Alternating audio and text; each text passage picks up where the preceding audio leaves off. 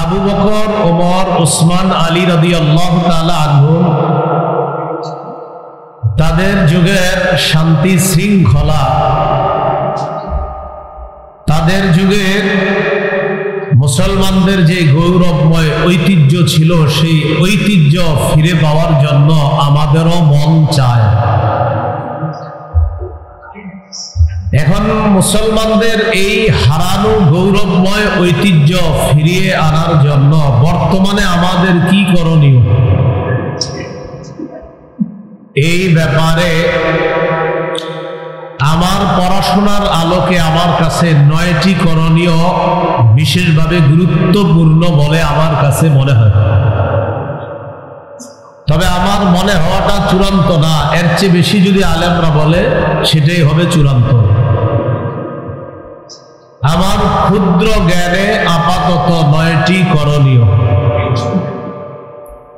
1 নম্বর করণীয়, ইসলামে পরিপূর্ণভাবে প্রবেশ করা। 2 নম্বর করণীয়, আল্লাহর দ্বীনের সহযোগী হওয়া।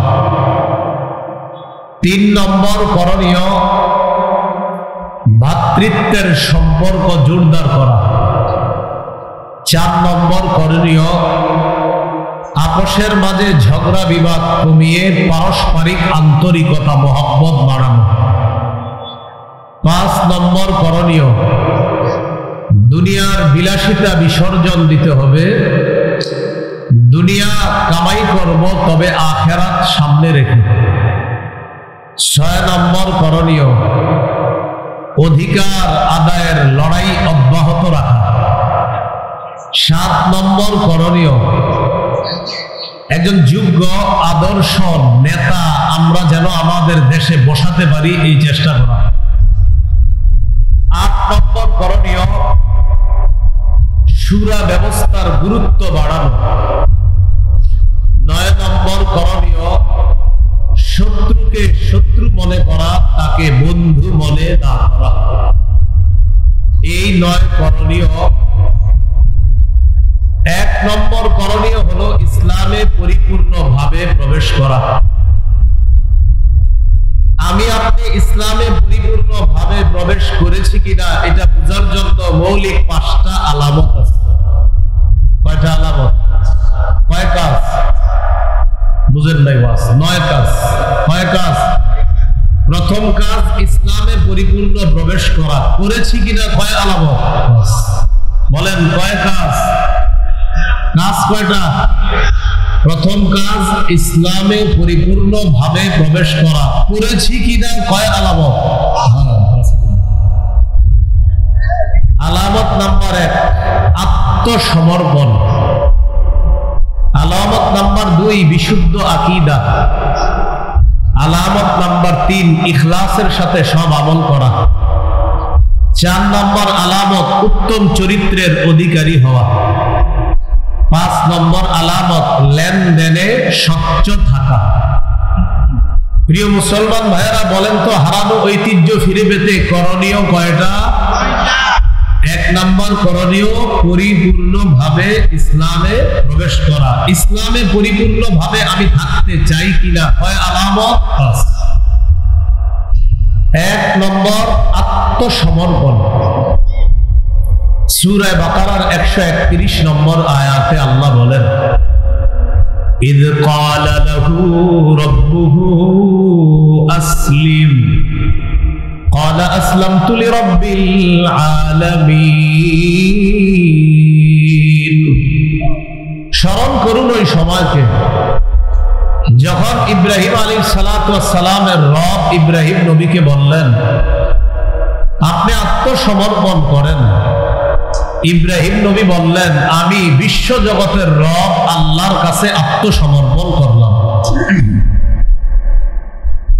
এর পরের আয়াতে আল্লাহ বলেন, ওয়াওয়াসসা বিহা ইব্রাহিম বানিহি ওয়া ইয়াকুব ইয়া বানিয়া ইন্নাল্লাহা আসতাফা লাকুমুদ-দীনা ফালা তামুতুন্না ইল্লা ওয়া আনতুম ইব্রাহিম নবী, ইয়াকুব নবী তাদের সন্তানদেরকে ওসিয়ত করেছেন, হে প্রিয় সন্তান, আল্লাহ তোমাদের জন্য ইসলামকে দিন হিসাবে নির্বাচন করেছেন। ফালা তামুতুন্না ইল্লা ওয়া আনতুম মুসলিমুন, তোমরা মুসলমান না হয়ে মৃত্যুবরণ করো না। এই হলো 1 নম্বর আলামত, আত্মসমর্পণ। মুসলমান একমাত্র আল্লাহর কাছে আত্মসমর্পণ করে। 2 নম্বর আলামত, বিশুদ্ধ আকীদা। আপনি ইসলামে পরিপূর্ণভাবে প্রবেশ করতে চান কিনা, ইসলাম পরিপূর্ণভাবে পালন করতে চান কিনা, এর 2 নম্বর আলামত হলো আপনার আকীদা বিশুদ্ধ কিনা। আকীদা বিশুদ্ধ দ্বারা উদ্দেশ্য হলো আকীদায় শিরিক না থাকা, কুফর না থাকা, বেদাত না থাকা। সূরা লুকমানের 13 নম্বর আয়াতে আল্লাহ বলেন, وَإِذْ قَالَ لُقْمَانُ لِابْنِهِ وَهُوَ يَعِظُهُ يَا بُنَيَّ لَا تُشْرِكْ بِاللَّهِ إِنَّ الشِّرْكَ لَظُلْمٌ عَظِيمٌ। লোকমান হাকিম তার সন্তানকে বললেন, হে প্রিয় সন্তান, তুমি আল্লাহর সাথে শিরিক করো না। শিরিক মহা জুলুম, শিরিক মহা পাপ, শিরিক মহা অত্যাচার। সূরা মাইদার 72 নম্বর আয়াতে আল্লাহ বলেন, ইন্নাহু মাইয়ুশরিক বিল্লাহ ফাকাদ হারামাল্লাহু আলাইহিল জান্নাতা ওয়া মাওয়াহুন নার ওয়া মা লিয-যালিমিনা মিন আনসার। যে ব্যক্তি আল্লাহর সাথে শিরিক করে, এই অবস্থায় যদি সে মারা যায়, আল্লাহ তার জন্য জান্নাত হারাম করে দিয়েছেন, তার ঠিকানা হলো জাহান্নাম। তারা হলো জালেম, জালেমদের কোনো সাহায্যকারী থাকবে না, বলি নাউজুবিল্লাহ। আকীদার মধ্যে শিরিক থাকা যাবে না, আর হলো বেদাত থাকা যাবে না। বেদাত কাকে বলে? সহিহ বুখারীর বর্ণনা 2697 নম্বর হাদিস, 2697 নম্বর হাদিস। বন্ধ করে দাও। এই হাদিসের মধ্যে আছে আয়েশা সিদ্দিকা রাদিয়াল্লাহু তাআলা আনহার বর্ণনা। রাসূলুল্লাহ সাল্লাল্লাহু আলাইহি ওয়াসাল্লাম বলেন, মান আহদাসা ফি আমরিনা হাযা মা লাইসা ফীহি ফাহুয়া রাদ্দুন। নবীজি বলেন, আমাদের এই ইসলামী শরীয়তের মধ্যে ইবাদতের নামে সওয়াবের আশায় কেউ যদি নতুন কিছু আবিষ্কার করে, ফাহুয়া রাদ্দুন, সেটা প্রত্যাখ্যান করা হবে, সেটা পরিত্যাজ্য, সেটা বেদাত। কেউ যদি ইসলামের মধ্যে ইবাদতের নামে নতুন কিছু আবিষ্কার করে, সেটা প্রত্যাখ্যান করা হবে, সেটা পরিত্যাজ্য, সেটা বেদাত। আল্লাহ তাআলা আমাদেরকে বেদাত থেকে হেফাজত করেন। তাহলে আকীদার মধ্যে শিরিক রাখা যাবে না, বেদাত রাখা যাবে, সাথে সব আমল করা। আমি আপনি আমার জীবনের সব আমল যদি আল্লাহকে খুশি করার জন্য করি, তাহলে বোঝা যাবে আপনি ইসলামে পরিপূর্ণ রূপে প্রবেশ করতে চান। নাসাইর বর্ণনা 4140 নম্বর হাদিস।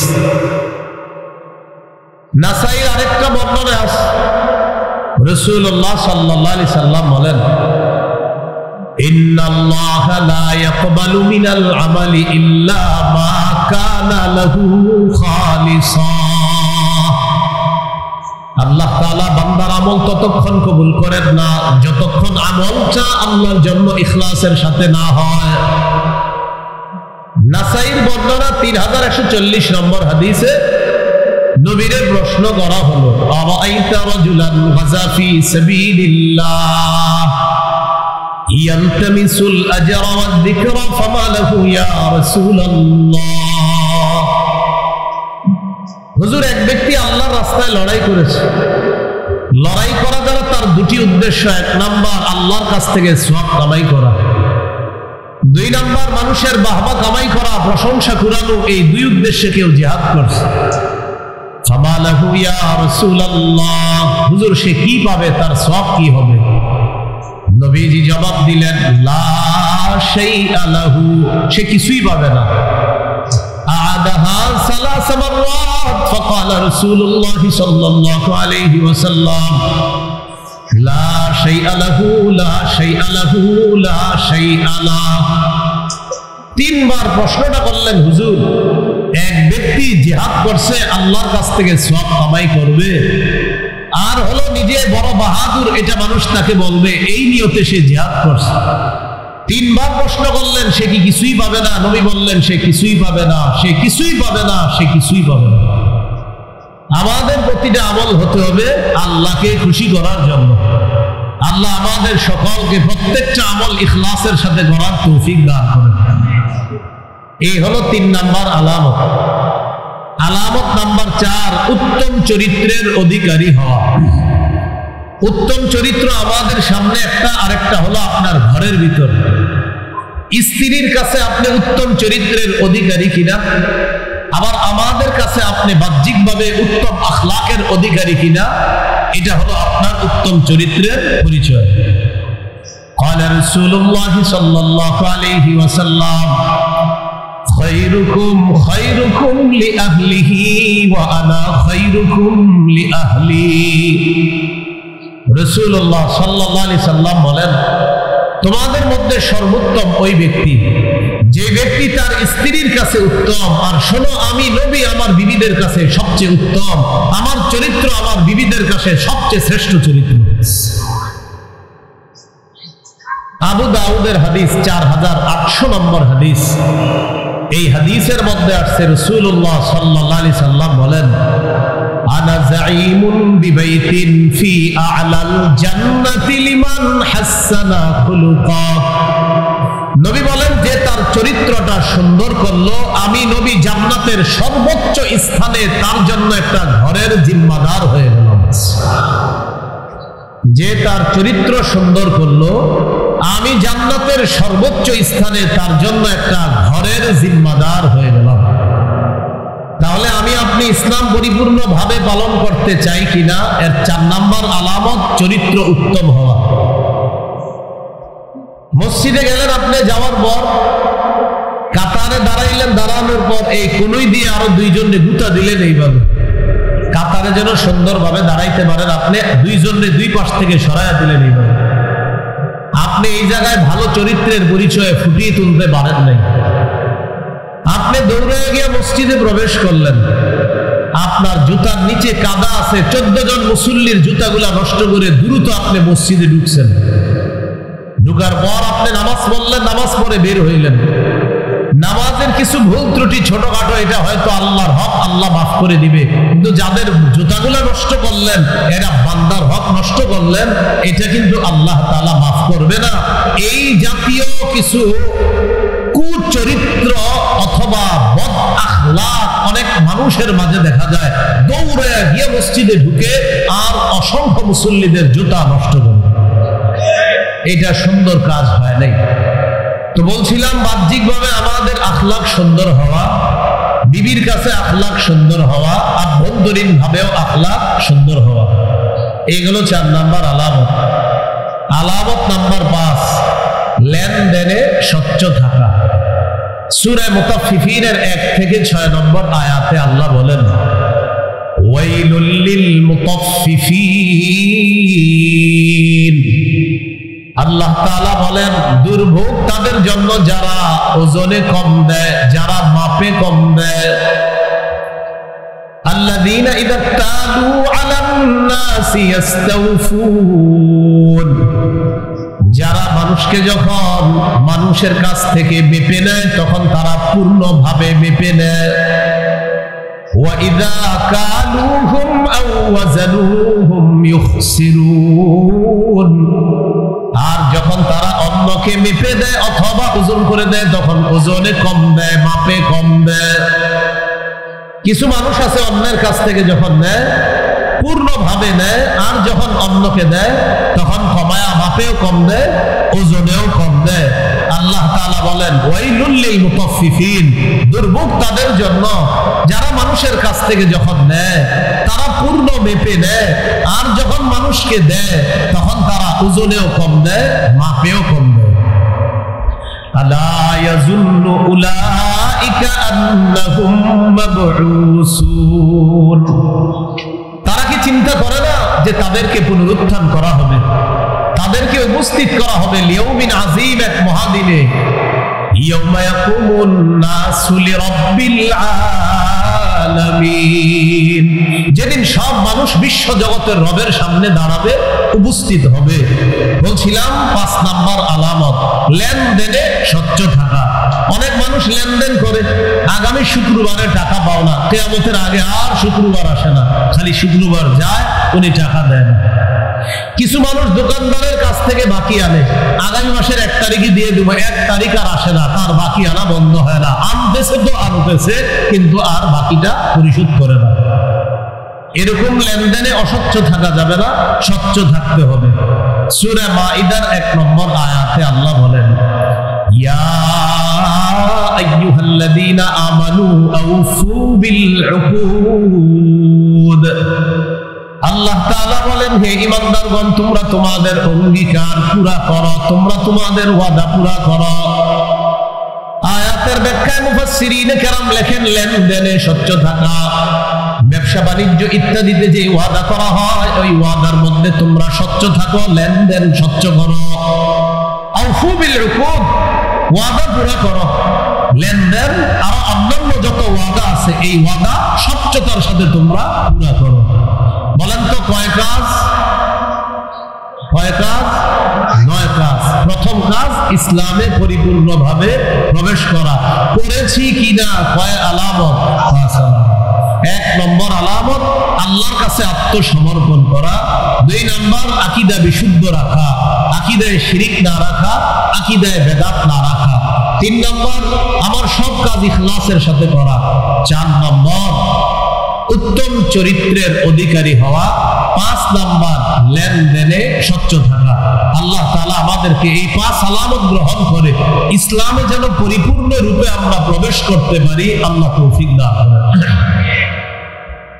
9 কাজের দ্বিতীয় কাজ আল্লাহর দ্বীনের সহযোগিতা করা।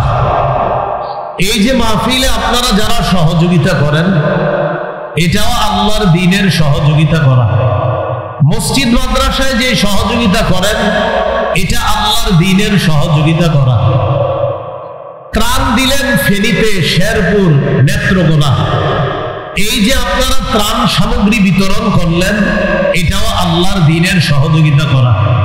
সহযোগিতার শ্রেষ্ঠ খাত জিহাদের ময়দানে যারা আছে তাদেরকে সহযোগিতার হাত বাড়িয়ে দেওয়া। যারা ফিলিস্তিনের জন্য সহযোগিতা পাঠিয়েছেন, এটা আল্লাহর শ্রেষ্ঠ একটা খাতে আপনি সহযোগিতা পাঠিয়েছেন।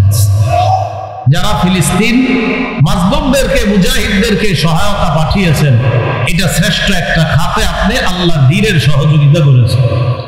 সূরা মুহাম্মদ 7 নম্বর আয়াতে আল্লাহ বলেন, ইয়া আইয়ুহাল্লাযীনা আমানু ইন তানসুরুল্লাহ ইয়ানসুরকুম ওয়া ইউসাব্বিত আকদামাকুম। আল্লাহ তাআলা বলেন, হে ঈমানদারগণ, যদি তোমরা আল্লাহর দ্বীনের সাহায্য করো, আল্লাহ তাআলার ওয়াদা, আল্লাহ তোমাদেরকে সাহায্য করবেন। তোমরা যদি আল্লাহর দ্বীনকে সহযোগিতা করো, আল্লাহর ওয়াদা, আল্লাহ তোমাদেরকে সাহায্য করবেন।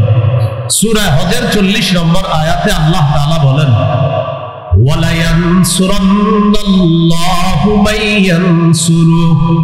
যে ব্যক্তি আল্লাহর দ্বীনের সাহায্য করবে, আল্লাহর ওয়াদা, অবশ্যই অবশ্যই আল্লাহ তাকে সাহায্য করবে। তাহলে কয় কাজ? 9 কাজ। কয় কাজ? 9 কাজ। খাতা কলম নিয়ে বসলে সুন্দর হইতো। কয় কাজ? 9 কাজ। 1 নাম্বার ইসলামে পরিপূর্ণভাবে প্রবেশ করা। 2 নাম্বার আল্লাহর দ্বীনের সহযোগিতা করা। 3 নম্বর, বলেন আমার সাথে, ভাতৃপ্রেম। বলেন ভাতৃপ্রেম। ভ্রাতৃত্বের সম্পর্ক জোরদার করা। মুসলমান মুসলমান, ভাই ভাই, এই সম্পর্ক জোরদার করা। মুসলমান মুসলমান, ভাই ভাই, কাজে কর্মে নাই নাই। কাজে কর্মে কি হয় মুসলমান মুসলমান, ভাই ভাই, আসল জায়গায় নাই নাই, এরকম যেন না হয়। ভাতৃপ্রেম বাড়িয়ে দেওয়া, ভাতৃত্বের সম্পর্ক বাড়ানো। আমার সাথে একটু বলেন বলেন আমাদের মধ্যে মতের অমিল থাকতে পারে, মনের অমিল যেন না থাকে, মতভেদ হতে পারে, বিভেদ যেন না লাগবে না। তাদের দুইজনের মাঝে একটা বহস হয়েছে, তো মাশাআল্লাহ বহস হওয়ার পরেও তাদের মাঝে মহব্বত ভালো আছে, সম্পর্ক ভালো আছে।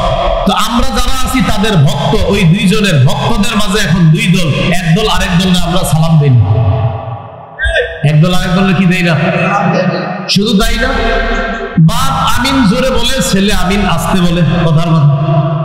এখন বাবা ছেলের সাথে খানা খায় না একসাথে, কেন? আমিন জোরে আর আস্তে নিয়ে ঝগড়া, দুইজন দুইজনে দেখতে পারে না। তো এই মুস্তাহাব বিষয়, এটা মতের অমিল, এটা মতের পার্থক্য, এটা মতভেদ বিষয়, কিন্তু এটা আমাদের মনের ভেদ কেন করলো, এটা বিভেদ তৈরি কেন করলো? আমিন আস্তে বলা সুন্নাহ। আমাদের এই উপমহাদেশের মধ্যে রাসূলের আমিন আস্তে বলার সুন্নাহটা বেশি প্রচলিত, তাই আমিন আস্তে বলাটাই এই অঞ্চলগুলোর মধ্যে বেশি নিরাপদ। এরপরেও যদি কেউ জোরে বলে ফেলে, তাকে কাফের বলা যাবে না, নাউজুবিল্লাহ। তাকে সে আমার ভাই না এটাও বলা যাবে না, সেও আমার ভাই। তিনি জোরে বলছে, সেও আমার ভাই। যিনি আস্তে বলছে, তিনিও আমার ভাই। কিন্তু আস্তে আর জোরে নিয়ে দুইজন দুইজনকে দেখতে পারতেছে। তাহলে ছোট্ট একটা মুস্তাহাব মতভেদ আমাদের মনের ভেদ করে দিল, আমাদের মাঝে বিভেদ তৈরি করে দিল, এটা যেন না হয়। সূরা হুজুরাতের 10 নম্বর আয়াতে আল্লাহ বলেন, ইন্নামাল মুমিনুনা ইখওয়া। আল্লাহ তাআলা বলেন, মুমিনরা পরস্পর ভাই ভাই। ফাসলিহু বাইনা আখাওয়াইকুম, তোমরা তোমাদের ভাইদের মাঝে মীমাংসা করে দাও, সংশোধন করে দাও। আল্লাহ তাআলা বলেন, মুমিন পরস্পর ভাই ভাই, তোমরা ভাই ভাইয়ের মধ্যে মীমাংসা করে দাও। তাহলে আল্লাহ মুমিনদেরকে কি বললেন? সবাই বলেন কি বললেন? এখন আপনারা বলেন, যিনি আমিন আসতে বলছে তিনি মুমিন কিনা? জোরে বলেন, আরো জোরে বলেন। যিনি জোরে বলছে তিনি মুমিন কিনা? তাহলে মুমিনে মুমিনে কি? তো একজন আরেকজন দেখতে পারে না। আল্লাহ আমাদেরকে বুঝার তৌফিক দান করেন। মুসনাদ আহমদ হাদিসের কিতাব, এই কিতাবের 9199 নম্বর হাদিস। قال رسول الله صلى الله عليه وسلم, নবীজি বলেন, আল মুমিনু ইয়ালাফু ওয়া ইউলাফ ওয়া লা খায়রা লিমান লা ইয়ালাফু ওয়া লা ইউলাফ ওয়া আনফাউহুম লিন-নাস।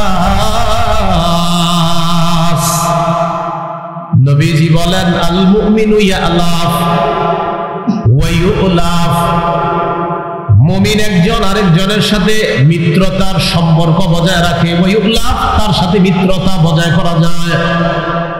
নবীজি বলেন, আল মুমিনু ইয়ালাফ, মুমিন বন্ধুত্বের সম্পর্ক হাত বাড়ায় দেয়। ওয়া ইউলাফ, তার সাথে বন্ধুত্ব করা যায়।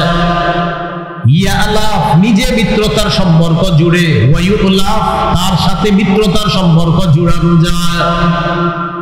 এরপর আল্লাহ নবী বলেন, ওয়ালা খায়রা লিমান লা ইয়ালাফু ওয়ালা ইউলাফ।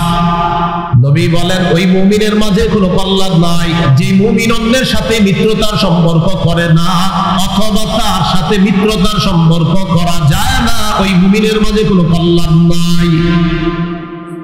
যে মুমিন নিজে মিত্রতার সম্পর্ক করে না, অথবা তার সাথে কোনো মিত্রতার সম্পর্ক কায়েম করা যায় না, নবীজি বলেন তার মাঝে কোনো কল্যাণ নাই। আল্লাহ আমাদেরকে কথাগুলো বুঝার তৌফিক দান করেন। আবু দাউদের হাদিস, 4918 নম্বর হাদিস। এই হাদিসের বর্ণনাকারী আবু হুরায়রা রাদিয়াল্লাহু তাআলা আনহু বলেন, عن أبي هريرة رضي الله تعالى عنه قال قال رسول الله صلى الله عليه وسلم। আবু হুরায়রা রাদিয়াল্লাহু তাআলা আনহুর বর্ণনা, রাসূলুল্লাহ সাল্লাল্লাহু আলাইহি সাল্লাম বলেন, আল মুমিনু মিরআত মিরআতুল মুমিন। নবীজি বলেন মুমিন মুমিনের আয়না স্বরূপ, এক মুমিন আরেক মুমিনের আয়না স্বরূপ। ইয়াকুফু আলাইহি দাইআতাহু, এক মুমিন আরেক মুমিনের জমিন রক্ষা করে। ওয়া ইয়াহুতুহু মিন ওয়ারাইহি, এক মুমিন আরেক মুমিনের অনুপস্থিতিতে তাকে রক্ষা করে, তার সব বিষয়গুলা আরেক মুমিন খেয়াল রাখে। এই জমিন আমার মুমিন ভাইয়ের, এই বিষয়টা আমার মুমিন ভাইয়ের। আপনার মুমিন ভাই এখানে উপস্থিত নাই, নাই তো কি হয়েছে, আমার মুমিন ভাইয়ের এই বিষয়গুলা রক্ষা করা আমি মুমিন হিসাবে কর্তব্য, আমার দায়িত্ব, এটা আমার কর্তব্য। এই হলো মুমিন, মুমিন ভাই ভাই এভাবে থাকা। মুমিন হলো মুমিনের ভাই। আল্লাহ তাআলা বললেন মুমিনরা ভাই ভাই, নবী বললেন মুমিন মুমিনের ভাই। সহিহ বুখারীর বর্ণনা 6026 নম্বর হাদিস, এই হাদিসের মধ্যে আছে عن أبي موسى الأشعري رضي الله تعالى عنه قال قال رسول الله صلى الله عليه وسلم নবীজি বলেন আল মুমিনু লিল মুমিনি কাল বুনয়ান ইয়াশুদ্দু বা'দুহু বা'দা। নবীজি বলেন এক মুমিন আরেক মুমিনের জন্য দেয়ালের মতো। বলেন এক মুমিন আরেক মুমিনের জন্য কিসের মতো? দেয়াল, দেয়াল, দেয়াল। বলেন এক মুমিন আরেক মুমিনের জন্য কিসের মতো? নবীজি বলেন ইয়াশুদ্দু বা'দুহু বা'দা, তার এক অংশ আরেক অংশকে মজবুত করে। এক মুমিন আরেক মুমিনের জন্য দেয়াল, দেয়ালের মতো। নবীজি শাব্বাকা বাইনা আসাবিহি, আঙ্গুলগুলো একটা আরেকটার মাঝে ঢুকিয়ে বললেন এক মুমিন আরেক মুমিনের কাছে এমন দেয়ালের মতো এক অংশ আরেক অংশকে মজবুত করে। তাহলে বলেন তো এখানে আপনারা যারা আর আমি আপনি আমাদের সম্পর্ক কিসের মতো? দেয়াল। এই দেয়াল একটা আরেকটাকে কি করে? মজবুত করে। দেয়াল খুব মজবুত করে মুমিনের সম্পর্ক এমন হবে। আল্লাহ আমাদেরকে কথাগুলো বুঝার তৌফিক দান করেন। বিদায় হজের ভাষণে রাসূল সাল্লাল্লাহু আলাইহি সাল্লাম বলেন তোমরা সবাই জেনে রাখো আন্না কুল্লা মুসলিমিন আকুল লিল মুসলিম। নবীজি বলেন আমি বিদায় হজের ভাষণে এক মুসলমানকে আরেক মুসলমানের ভাই বলে আমি নবী ঘোষণা করি। সহিহ মুসলিমের বর্ণনা 6435 নম্বর হাদিস, এই হাদিসের মধ্যে আছে قال رسول الله صلى الله عليه وسلم নবীজি বলেন লা তাহাসাদু ওয়ালা তানাজাশু ওয়ালা তাবাগাদু ওয়ালা তাবাগাদু। নবীজি বলেন লা তাহাসাদু, পরস্পর হিংসা করবা না। ওয়ালা তানাজাশু, পরস্পর ঝগড়া করবা না, পরস্পর বিদ্বেষ পোষণ করবা না, পরস্পর ধোঁকাবাজি করবা না। ওয়ালা তাবাগাদু, একজন আরেকজনের প্রতি অন্তরের মধ্যে বিদ্বেষ রাখবা না। ওয়ালা তাদাবারু, একে অপরের ক্ষতি করার জন্য আড়ালে শত্রুতা করবা না। ওয়ালা ইয়াবি' বা'দুকুম আলা বাই'i বা'দিন, একজনের ক্রয় বিক্রয় চলাকালীন তুমি ক্রয় বিক্রয় করবা না।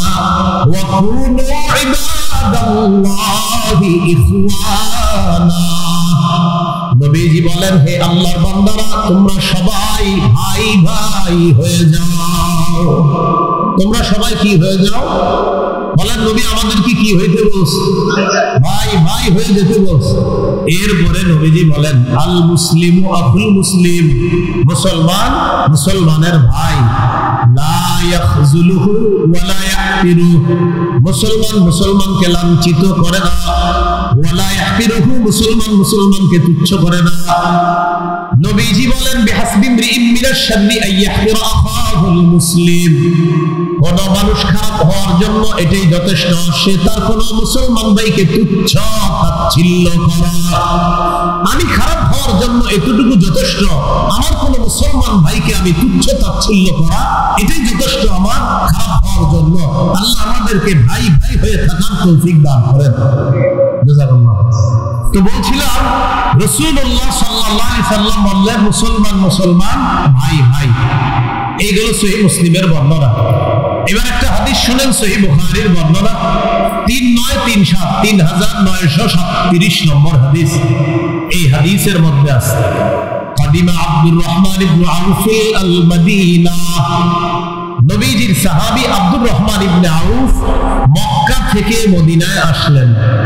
فآخى النبي صلى الله عليه وسلم بينه وبين سعد بن الربيع الأنصاري رضي الله تعالى عنه নবীর সাহাবী আব্দুর রহমান ইবনে আউফ মক্কা থেকে মদিনায় আসলেন।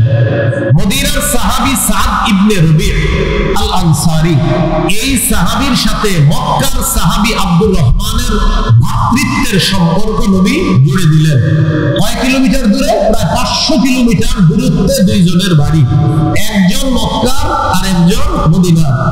মক্কার সাহাবী মদিনা আসার পর মদিনার সাহাবী সাদ ইবনে রবি এর সাথে মক্কার সাহাবী আব্দুর রহমান ইবনে আউফের ভ্রাতৃত্বের সম্পর্ক নবীজি তৈরি করে দিলেন যে এখন থেকে তোমরা দুইজন ভাই ভাই। এবার ঘটনা কি ঘটছে দেখেন। ফাআরাদা আলাইহি আইয়ুনাসিফাহু আহলাহু ওয়া মালা। আনসারী সাহাবী সাদ ইবনে রবি আল আনসারী রাদিয়াল্লাহু তাআলা আনহু আব্দুর রহমান ইবনে আউফের সামনে তার মাল রাখছে আর তার সম্পদ রাখছে। মাল সম্পদ আর বিবি রাখছে। রাখার পর আনসারী সাহাবী বললেন, ও মুহাজির সাহাবী ভাই, আল্লাহর নবী তোমার সাথে আমার ভ্রাতৃত্বের সম্পর্ক তৈরি করে দিয়েছেন। এখন থেকে তুমি আমার ভাই, আমি তোমার ভাই। এই যে আমার সমস্ত সম্পদ আমি 2 ভাগ করলাম, আজকে থেকে 1 ভাগ তোমার, 1 ভাগ আমার। 500 মাইল দূরত্বে এই দুইজনে নবী বলছে তোমরা ভাই ভাই। বাস শুধু বলছে নবী তোমরা ভাই ভাই। সম্পদ পুরাটা অর্ধেক করে বলতেছে, এই অর্ধেক তোমার, এই অর্ধেক আমার। আনসারী সাহাবীর বিবি ছিল 2 জন। 2 বিবিরে ওই আনসারী সাহাবী বললেন, আমার 2 বিবির মধ্যে তোমার যারে পছন্দ তুমি বলো, ওই বিবিরে তিনি তালাক দিবে, তুমি বিয়ে করে ফেলবা, বলো। তো সাহাবী আনসারী সাহাবী মুহাজির সাহাবীর সাথে ভ্রাতৃত্বের সম্পর্ক নবী বলছে খালি ভাই ভাই। 500 মাইল দূরত্বের 2 জনকে ভ্রাতৃত্বের সম্পর্ক জুড়ে দেওয়ার পর আনসারী সাহাবী বললেন, আমার সম্পদ আমি 2 ভাগ করলাম, 1 ভাগ তোমার, 1 ভাগ আমার, কারণ নবী বলছে তুমি আমার ভাই।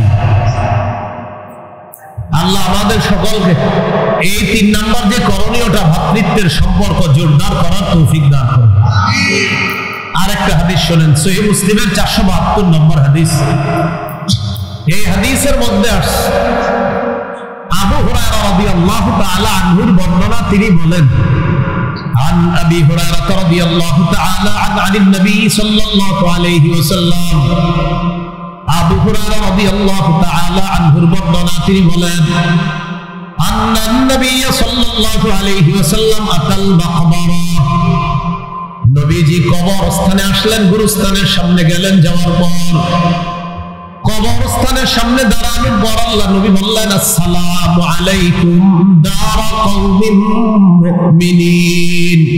হে কবরবাসী মুমিনগণ, তোমাদের প্রতি সালাম। হে কবরবাসী মুমিনগণ, তোমাদের প্রতি সালাম। পরে কি বলে দেখো, ওয়া ইন্না ইনশাআল্লাহু বিকুম লাহিকুন। অচিরেই আমরাও তোমাদের সাথে সাক্ষাৎ করব, মিলিত হব, আমরাও অচিরেই কবরের বাসিন্দা হব। এটা বলার পর নবীজি বললেন, ওয়াদিতু আন্না ক্বাদ রাআইনা ইখওয়ানানা। নবীজি বলেন, আমার মন চায় আমরা যদি আমাদের ভাইদেরকে দেখতাম। তাদেরকে দেখতাম ভাই, তাদেরকে বলেন, সবাই বলেন তাদেরকে। নবী গুরুস্থানের সামনে দাঁড়ায় বললেন, আমরা যদি আমাদের ভাইদেরকে দেখতাম। সাহাবীরা বললেন, আওয়ালাসনা ইখওয়ানাকা ইয়া রাসূলুল্লাহ। হুজুর আমরা কি আপনার ভাই না? সাহাবীরা বললেন, হুজুর আমরা কি আপনার ভাই না? নবীজি বললেন, আনতুম আসহাবি, তোমরা হলে আমার সাহাবী। সুবহানাল্লাহ। ওয়া ইখওয়ানুনা আল্লাযীনা লাম ইয়াতু বা'দু, আমার ভাই হলো তারা যারা এখনো দুনিয়াতে আসে নাই। আমরা সুবহানাল্লাহ, আমার ভাই হলো তারা যারা এখনো দুনিয়াতে আসে নাই।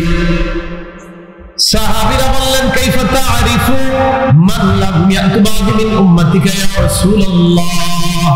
হুজুর আপনি আপনার ওই ভাইদেরকে কিভাবে চিনবেন যারা এখনো দুনিয়াতে আসে নাই? কিয়ামতের ময়দানে চিনবেন কিভাবে? নবীজি বললেন আরাইতা লাউ আন্না রাজুলান লাহু খাইলুন বুদুন মুহাজ্জালা বাইনা যাহরাই খাইলিন বুহমিন বুহমিন আলা ইয়ারিফু খাইলা। এই অংশটা মন দিয়ে শুনেন। নবীজি বললেন তোমাদের মধ্যে কোন ব্যক্তির একটা সাদা কপাল বিশিষ্ট ঘোড়া, সাদা হাত পা বিশিষ্ট ঘোড়া, সাদা পা বিশিষ্ট ঘোড়া, এই ঘোড়াটা অসংখ্য কালো ঘোড়ার মাঝে যদি থাকে, মালিক কি তার সাদা কপাল বিশিষ্ট ঘোড়াটা পাবে না? কি বলেন আপনারা? নবীজি বললেন তোমাদের কোন ব্যক্তির একটা ঘোড়া, কপাল সাদা, হাত পা সাদা, অনেকগুলো কালো ঘোড়ার মাঝে এই ঘোড়াটা, বলো মালিক কি তার ঘোড়া এই অসংখ্য ঘোড়ার মাঝে পাবে না? সাহাবীরা বললেন জি হুজুর পাবে। রাসূলুল্লাহ সাল্লাল্লাহু আলাইহি সাল্লাম বললেন ফাইন্নাহুম ইয়াতুনা গুররাম মুহাজ্জালিনা মিনাল হুজুর। আবার যেই সমস্ত ভাইদেরকে আমি দেখি নাই, কিয়ামতের ময়দানে আমার ভাই যাদেরকে আমি দেখলে চিনতে পারবো, তারা যখন কিয়ামতের মাঠে আসবে ওযু করার কারণে তাদের কপাল আর তাদের হাতগুলা কোটি কোটি মানুষের মাঝে চকচক করতে থাকবে, আমি দেখলেই চিনতে পারবো তারা আমার ভাই। কথা কি বুঝে আসছে? তো নবীজি ভাই বলেন ভাই কথাটার গভীরতা কম না অনেক বেশি? অনেক বেশি। আল্লাহ আমাদেরকে বুঝে শুনে আমিন জোরে আর আস্তে বলার এই মত, এটা মতের পার্থক্য থাইকেও ভাই ভাই হবে। কি বলেন? মত পার্থক্য হবে, আলেমদের মাঝে হবে। ইমাম আবু হানিফা তার শক্তিশালী দলিল আছে, ইমাম শাফির শক্তিশালী দলিল আছে, মতের পার্থক্য হবে, কিন্তু আমি আমার ভাইয়ের সাথে পার্থক্য করতে পারি না। আমার ভাই আমিন জোরের পক্ষে, কিন্তু ঠিক আছে আমি তারে বুঝাবো ভাই এই সমাজের মধ্যে আমিন আস্তে সুন্নাহটা বেশি আমল হয়, আপনি আস্তে বললে ভালো হয়, তার এইভাবে বুঝাবো, কিন্তু সে আমার ভাই, এটা মাথা রাখতে হবে। সে আমার কি ভাই? ভাই আমি সত্যি বলছি, আমার বড় সময় মনে হচ্ছে আমাদের 3 নম্বরে কমতি হয়ে যাচ্ছে। এটা ভাতৃত্বের সম্পর্ক আমাদের মাঝে একদম কমে যাচ্ছে। আল্লাহ আমাদেরকে বুঝার তৌফিক দান করেন। আর একটা হাদিস শোনাই, ইবনে মাজাহ 4195 নম্বর হাদিস। এই হাদিসের বর্ণনাকারী বারা ইবনে আযিব রাদিয়াল্লাহু তাআলা তিনি বলেন কুন্না মা রাসূলিল্লাহি সাল্লাল্লাহু আলাইহি ওয়াসাল্লাম ফি জিনাজা। নবীজির সাথে জানাজায় আমরা গেলাম। ফাজালাসা আলা শাফিরিল কবরি ফাবাকা হাত্তা বাল্লাসরা। কিনারায় বসে কান্না করতে করতে কবরের সামনের মাটিগুলো ভিজায় ফেলছে।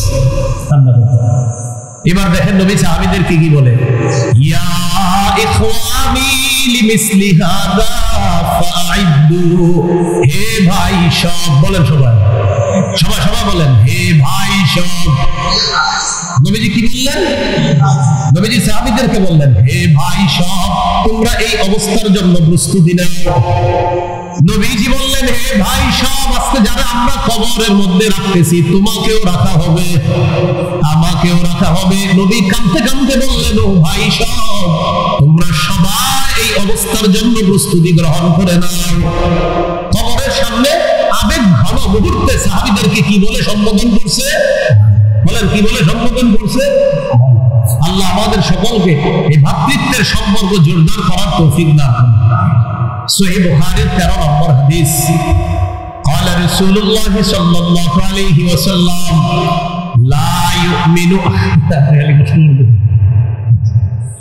لا يؤمن أحدكم حتى يحب لأخيه ما يحب لنفسه। রাসূলুল্লাহ সাল্লাল্লাহু আলাইহি সাল্লাম বলেন, তোমাদের মধ্যে কোনো ব্যক্তি ততক্ষণ ঈমানদার হতে পারবে না যতক্ষণ সে তার ভাইয়ের জন্য ওই বিষয়টা পছন্দ না করবে যেটা নিজের জন্য সে পছন্দ করে।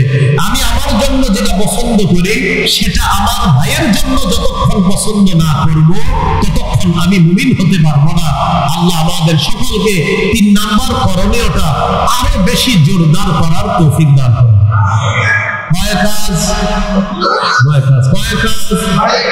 এক, ইসলামে প্রবেশ করা পরিপূর্ণভাবে করছি কিনা, 2 নাম্বার আল্লাহর দ্বীনের সাহায্য করা, 3 নাম্বার আমি আপনি ভাই, আমরা ভাই, ভাইয়ের সম্পর্ক জোরদার, 4 নাম্বার বলেন পারস্পরিক ঝগড়া কমিয়ে আন্তরিকতা বাড়ানো। সূরা আনফালের 46 নম্বর আয়াতে আল্লাহ তাআলা বলেন, ওয়া আতিউল্লাহা ওয়া রাসূলাহু ওয়া লা তানাযাউ ফাতাফশালু ওয়া তাযহাবা রিহুকুম। আল্লাহ তাআলা বলেন, আল্লাহর আনুগত্য করো, রাসূলের আনুগত্য করো, আল্লাহর ইতাআত করো, রাসূলের ইতাআত করো। কি করো? ইতাআত বলেন কি? আরো জোরে, আরে কম না, আরো জোরে। আল্লাহর ইতাআত করো, নবীর ইতাআত করো, আনুগত্য করো। ওয়ালা তানাযাউ, তোমরা পরস্পর ঝগড়া করো না। ফাতাফশালু, তাহলে তোমরা দুর্বল হয়ে পড়বা। ওয়া তাযহাবা রিহুকুম, তোমাদের শক্তি খর্ব হয়ে যাবে। আল্লাহ তাআলা বললেন, তোমরা আল্লাহর আনুগত্য করো, নবীর আনুগত্য করো, পরস্পর ঝগড়া করো না। যদি ঝগড়া করো তোমরা দুর্বল হয়ে যাবে, তোমাদের শক্তি খর্ব হয়ে যাবে। দেখেন, 1 2 3 4, আমরা 4 জনে মিলে একটা দল ছিলাম আগে। এই 4 জনে যখন এক দলে ছিলাম, 4 জনের শক্তি একসাথে ছিল, কম ছিল না বেশি? আজকে সকালে ঝগড়া করে 4 জনে 4 দলে হয়ে গেছে। এখন বলেন, শক্তি কি বাড়লো না কমলো? কমলো। ঝগড়া করা যাবে না। এখন এই কথার উপর আমাদের সমাজের এক শ্রেণীর ভাই আগামীকাল সকালে আপনাদেরকে ধরবে, বা মুজাফফরুল মাদ্রাসায় গিয়ে মোতাবে সাহেব বলে, হুজুর আরিফ বিন হাবিব বলল ঝগড়া না করতে, আপনারা তো আমাদেরকে দূরে সরে যাবেন, আপনারা তো আমাদের নিতে চান না। হইতে পারে কিভাবে? আপনারা তো আমাদেরকে বলেন আমরা আলেমদের সাথে নাই, এরকম কথার কথা বলতে পারে কেউ, আপনারা তো এরকম বলতে পারেন। এই কথাটা মনে রাখবেন। বলেন, ইতাআত আনুগত্য 3 ধরনের। আল্লাহর আনুগত্য, রাসূলের আনুগত্য, দায়িত্বশীলের আনুগত্য। আল্লাহর আনুগত্য নিঃশর্তভাবে করতে হবে। 2, রাসূলের আনুগত্য আল্লাহর হুকুম অনুযায়ী নিঃশর্তভাবে করতে হবে। 3, দায়িত্বশীলের আনুগত্য নিঃশর্তভাবে করা যাবে না। কি বললাম? বলেন, আল্লাহর ইতাআত বলেন নিঃশর্তভাবে করতে হবে। রাসূলের ইতাআত আল্লাহর হুকুমে নিঃশর্তভাবে করতে হবে। দায়িত্বশীলের ইতাআত নিঃশর্তভাবে করা যাবে না। মৌলিক 3টা নীতিমালা মনে রাখবেন। বলেন, দায়িত্বশীলের আনুগত্য ততক্ষণ করব, বলেন যতক্ষণ তিনি কোন নাফরমানির হুকুম না করবে। আমি এবার বলি, আপনারা মনে রাখেন, দায়িত্বশীলের আনুগত্য করার জন্য মৌলিক 3টা নীতিমালা। 1 নাম্বার, তিনি নাফরমানির হুকুম না করা পর্যন্ত তার আনুগত্য করা যাবে। 2 নাম্বার, তিনি দেখতে যেমনই হোক তিনি আল্লাহওয়ালা হতে হবে, আমানতদার হতে হবে, কোরআন সুন্নাহ সঠিকভাবে মানুষের কাছে বলতে হবে। আল্লাহর হাতে হেদায়েত নাই, মুসা নবী এই করছে সেই করছে, এগুলা বলা যাবে না। এই হলো আপনার কি ঠিক? আসলেই তো ঠিক বললাম। 2 নাম্বার, সে যেমনই হোক, এটা 2 নাম্বার নীতিমালা। 3 নাম্বার নীতিমালা, অন্ধ অনুকরণ করা যাবে না। দায়িত্বশীলের অন্ধ অনুকরণ করা যাবে না। বলেন তো 1 নাম্বার নীতিমালা, গুনাহের হুকুম না করা পর্যন্ত তার অনুসরণ করা যাবে। খুব মন দিয়ে শুনেন, এই জায়গাটা আজকের আলোচনার সবচেয়ে গুরুত্বপূর্ণ। এই ব্যাপারে আমি 2টা দৃষ্টান্ত দেই। প্রথম দৃষ্টান্তটা মোটামুটি মনে রাখেন, দ্বিতীয় দৃষ্টান্তটা গল্পের মতো সবাই মনে রাখতে হবে। তৈরি আছেন সবাই? তাহলে কথাবার্তা বললেন না, আপোষের কথাবার্তা বন্ধ করে মন দিয়ে শুনেন। গুনাহের হুকুম না করা পর্যন্ত দায়িত্বশীলের আনুগত্য করা যাবে, এই ব্যাপারে 2টি দৃষ্টান্ত। দৃষ্টান্ত নাম্বার 1, সহিহ বুখারীর বর্ণনা 7144 নম্বর হাদিস। এই হাদিসের মধ্যে আছে, قال رسول الله صلى الله عليه وسلم السمع والطاعة على المرء المسلم فيما أحب وكره ما لم يؤمر بمعصية। রাসূলুল্লাহ সাল্লাল্লাহু আলাইহি সাল্লাম বলেন, মুসলমানের উপর ওয়াজিব আমিরের আনুগত্য করা, ততক্ষণ পর্যন্ত আনুগত্য করা ওয়াজিব যতক্ষণ তিনি কোনো নাফরমানির হুকুম না করবেন। যতক্ষণ নাফরমানির হুকুম না করা হবে ততক্ষণ তার আনুগত্য করা ওয়াজিব। ফাইদা উমিরা বিমাসিয়া, যদি নাফরমানির হুকুম করা হয়, ফালা সামআ, তার কথা শোনা যাবে না, ওয়ালা তাআতা, তার ইতাআত করা যাবে না। যদি নাফরমানির হুকুম করা হয় তার কথা শোনা যাবে না, তার ইতাআত করা যাবে না। এগুলো প্রথম দৃষ্টান্ত। দৃষ্টান্ত নাম্বার 2, এটা মনে রাখতে হবে। তৈরি আছেন সবাই? সবার কথা বন্ধ করতে হবে। আশেপাশে প্রচুর কথা বলতেছেন আজকে আপনারা। গত বছর এত সাউন্ড ছিল না, এবছর প্রচুর সাউন্ড হচ্ছে, শব্দ দূষণ হচ্ছে পুরো বয়ানটা। 2 নাম্বার দৃষ্টান্ত সহিহ বুখারীর 4340 নম্বর হাদিস। 4340 নম্বর হাদিস কোন কিতাব? বুখারী। বলেন কোন কিতাব? 4340 নম্বর হাদিস। বুখারীর কত নম্বর হাদিস? এই হাদিসটা আমি বলি, বলার পর গল্পের মতো আপনারা মুখস্থ রাখবেন। عن علي بن ابي طالب رضي الله تعالى عنه بعث النبي صلى الله عليه وسلم سرية واستعمل عليهم رجلا من الأنصار। নবীজি একটা সেনাবাহিনীকে যুদ্ধে পাঠাইলেন।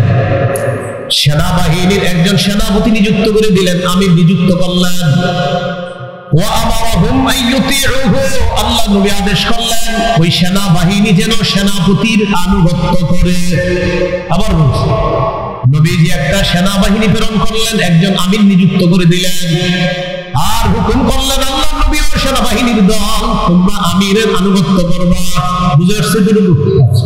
তো জিহাদের ময়দানে গেছে, যাওয়ার পর ফাগাদিবা, আমির সাহেব কোন কারণে রাগ হয়ে গেছে। আমির সাহেবের রাগ হচ্ছে।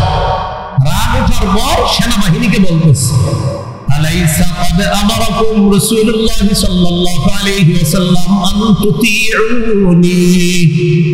আচ্ছা, নবী কি তোমাদেরকে হুকুম করে নাই আমার আনুগত্য করার জন্য? নবী কি তোমাদেরকে হুকুম করে নাই আমার আনুগত্য করার জন্য? সাহাবারা যারা আছে তারা সবাই বললেন, না, আল্লাহ নবী বলছে আমরা যেন আপনার হুকুম মানি। এবার আমির সাহেব বললেন, আল্লাহ নবী বলছে আমার সব কথা মানার জন্য, এখন আমি যা বলবো তা মানবা। ইজমাউলি হাতাবা, তোমরা লাকড়ি সংগ্রহ করো। কি সংগ্রহ করো? লাকড়ি। ফাজামাউ, তারা লাকড়ি সংগ্রহ করছে। করার পর আমির সাহেব বললেন, আউকিদুহা নারা, লাকড়িতে আগুন লাগায় দাও। ফাআউকাদুহা নারা, লাকড়ির মধ্যে আগুন লাগায় দিছে। আগুন জ্বালানোর পর আমির সাহেব বললেন, উদখুলুহা, তোমরা সবাই আগুনের মধ্যে ঝাঁপ দাও। কি বললেন? সবাই বলেন কি বললেন? আমি আবার বলছি, এটা কোনো কল্প কাহিনী নয়। সহিহ বুখারীর 4340 নম্বর হাদিস। রাসূলুল্লাহ সাল্লাল্লাহু আলাইহি সাল্লাম একটা সেনাবাহিনীকে পাঠাইছে যুদ্ধে, একজনকে আমির বানায় দিয়েছে আর বলছে আমিরের কথা শুনবা। আমির সাহেব রাগ করছে। রাগ করার পর বললেন, নবী কি তোমাদেরকে বলে নাই আমার কথা মানার জন্য? সবাই বললেন হ্যাঁ বলছে। তাহলে আমি যা বলবো শোনো, লাকড়ি সংগ্রহ করো। তারা লাকড়ি সংগ্রহ করলেন। এবার আমির সাহেব বললেন, লাকড়িতে আগুন লাগাও। তারা আগুন লাগাইলেন। আমির সাহেব বললেন, উদখুলুহা, এবার আগুনে সবাই ঝাঁপ দাও। কোথায় ঝাঁপ দাও? ফাহাম্মু, সবাই রেডি হয়েছে আগুনে ঝাঁপ দিতে। আমার দিকে তাকান, সবাই কি হয়েছে? আগুনে ঝাঁপ দিতে রেডি। সাহাবীরা যারা দলে আছে, সেনাবাহিনী সবাই রেডি আগুনে ঝাঁপ দিবে। ঝাঁপ দেওয়ার আগে ফাজাআলা ইউমসিকু বা'দুহুম বা'দা, একজন আরেকজন এইভাবে ধরে বলে, এই আসলে ঝাঁপ দিব। একজন আসলে ঝাঁপ দিব। একজন আরেকজন এই আসলে ঝাঁপ দিব বলতেছে। কেন?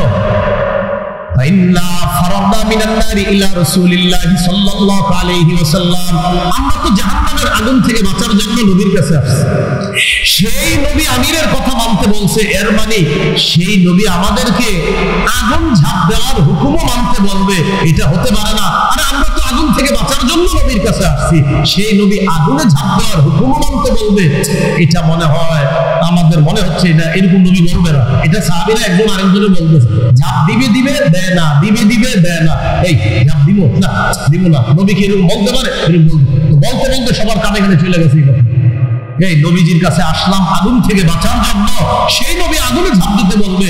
এটা মনে হয় নার আগুন নিভে গেছে।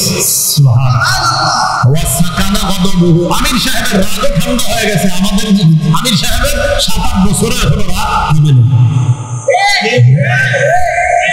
কি ঠিক?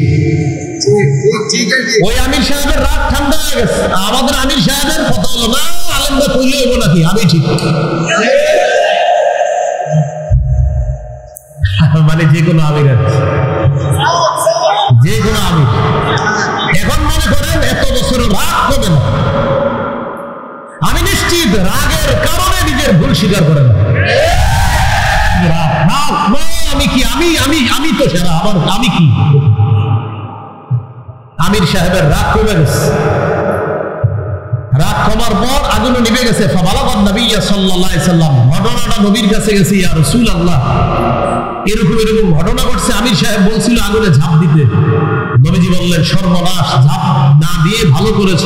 লাউ দাখালুহা, যদি তারা আমিরের কথা শুই না আগুনে ঝাঁপ দিত, মা খারাজু মিনহা, তারা কিয়ামত পর্যন্ত এই আগুন থেকে বের হতে পারত না। প্রিয় ভাইয়ারা, এই হাদিসটা গর্বের মতো মনে থাকবেন ইনশাআল্লাহ। একদল সেনাবাহিনী নবী যুদ্ধে পাঠিয়েছেন, একজনকে আমির বানিয়ে দিয়েছেন। নবী হুকুম করলেন আমিরের সব কথা মানবা। আমির সাহেবের রাগ উঠছে।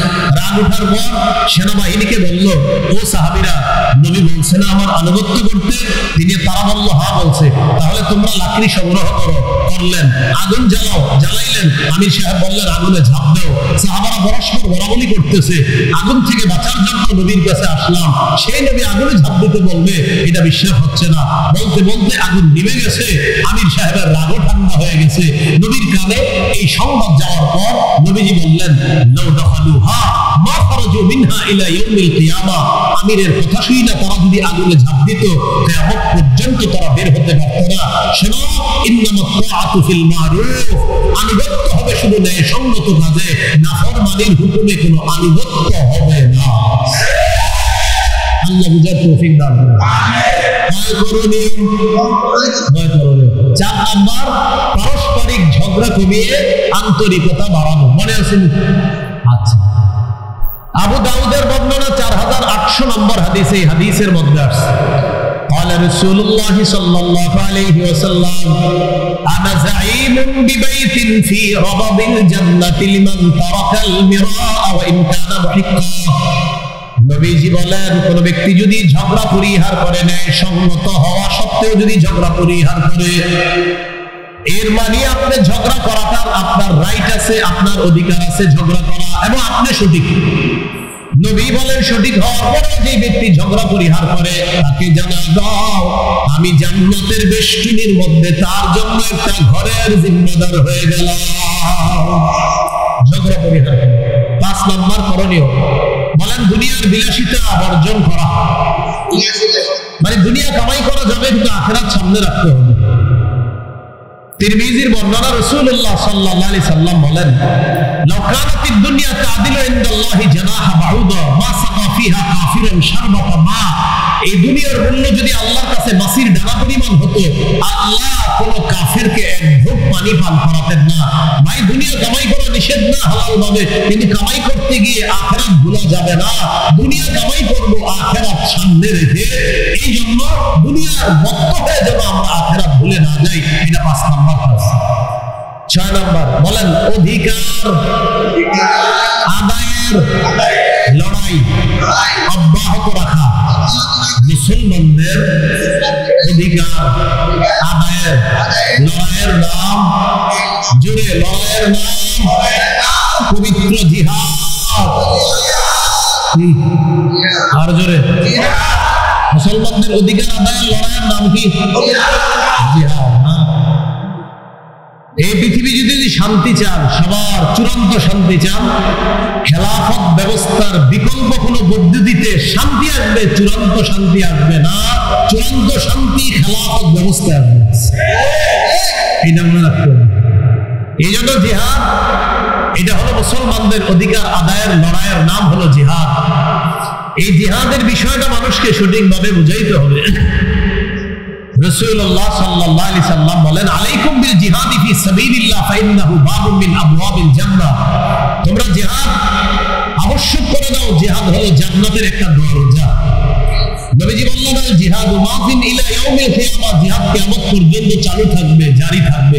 জিহাদের জন্য সবাই রাজি আছেন ইনশাআল্লাহ? ইনশাআল্লাহ। সত্যিকার অর্থে আল্লাহ ইনশাআল্লাহ বলার তৌফিক দান করেন। এই হলো 6 নম্বর।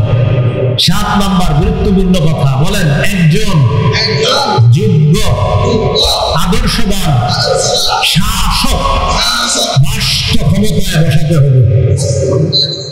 বলেন এজন্য করব, করার পর প্রথম দোয়া করব, আল্লাহ কিয়ামতের আগে বাংলাদেশে আর কোন নারী প্রধান চাই না।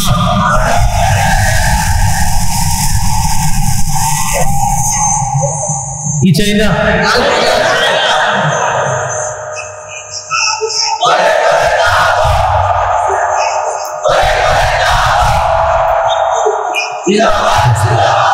একটু বুঝেন কেন, সবাই বলেন কেন, বাংলাটা বলেন। কি চাই না? নারী প্রধান চাই না। প্রশ্ন হলো কেন? রাসূলুল্লাহ সাল্লাল্লাহু আলাইহি সাল্লাম বলেন, লা ইউফলিহা কওমুন ওয়াল্লাহু আমরাহুম ইমরাআতান, সে জাতি কিছুতেই সফল হবে না যে জাতি তাদের নেতৃত্বে কোনো নারীকে বসায়। এই জন্য 2 রাকাত নফল নামাজ পড়ে প্রথমেই দোয়া করবেন, আল্লাহ আগামীতে কোনো নারী প্রধান দেশে চাই না। 2 নম্বর দোয়া করতে হবে, আল্লাহ মরার আগে বাংলাদেশে শরিয়া আইন দেখে যেতে চাই।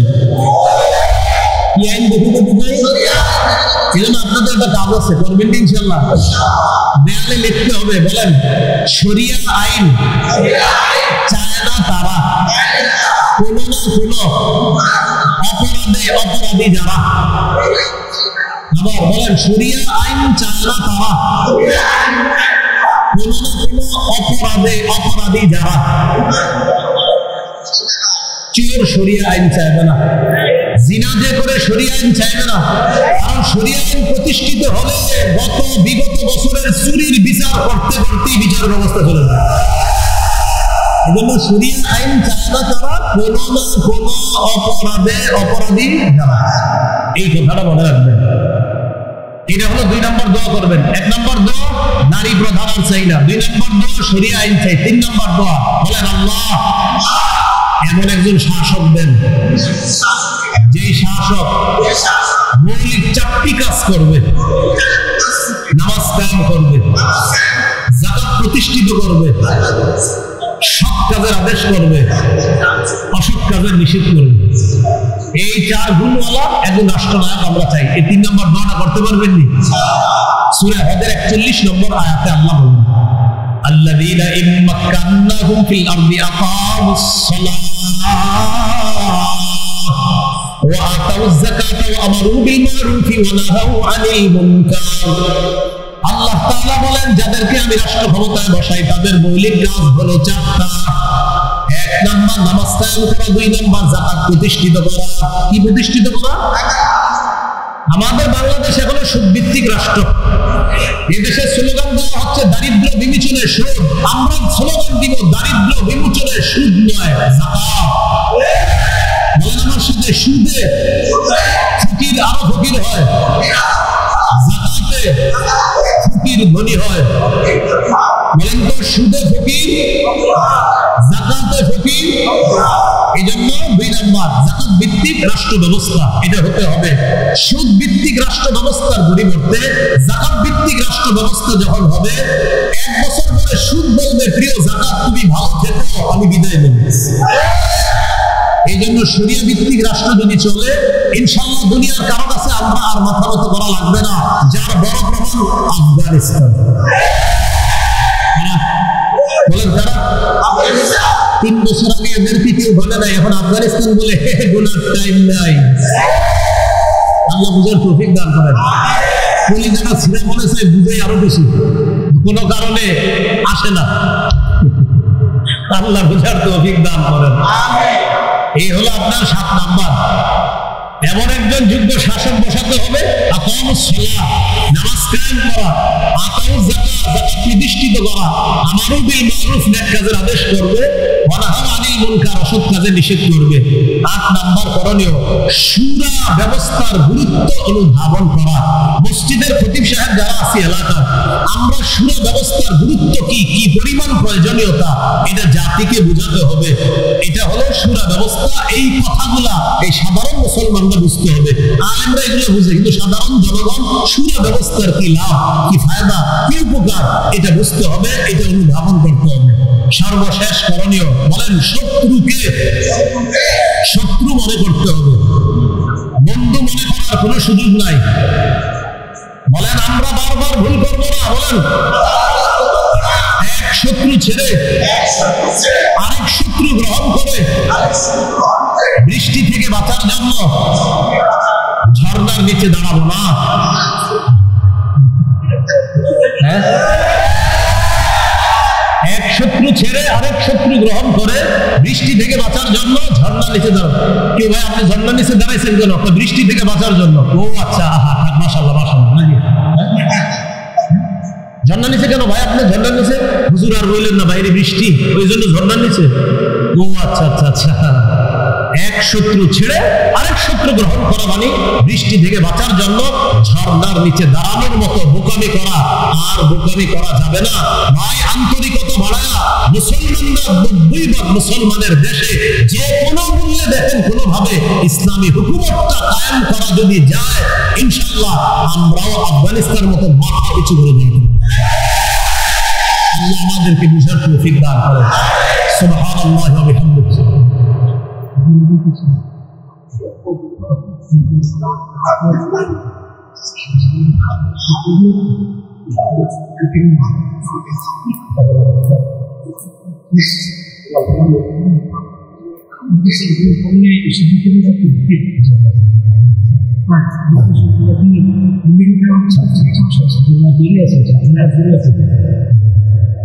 ভাই বসি বসি আমরা বসি বসি বসি একটু বসি আমরা শুনুন। বড় বড় উলামায়ে কেরাম যারা আছে তারা এখনো বাকি রয়েছেন, তারা আসতেছে, ইনশাল্লাহ আলোচনা হবে।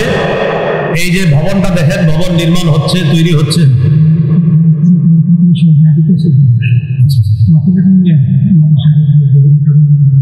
আচ্ছা, মাদ্রাসার জন্য, বোর্ডিং এর জন্য, আরো যে সমস্ত কাজ আছে এগুলোর জন্য আমরা একটু সহযোগিতা করি। আমরা কেউ উঠবো না, যারা দিব তারা উঠবো না, যারা দিব না তারা উঠবো না।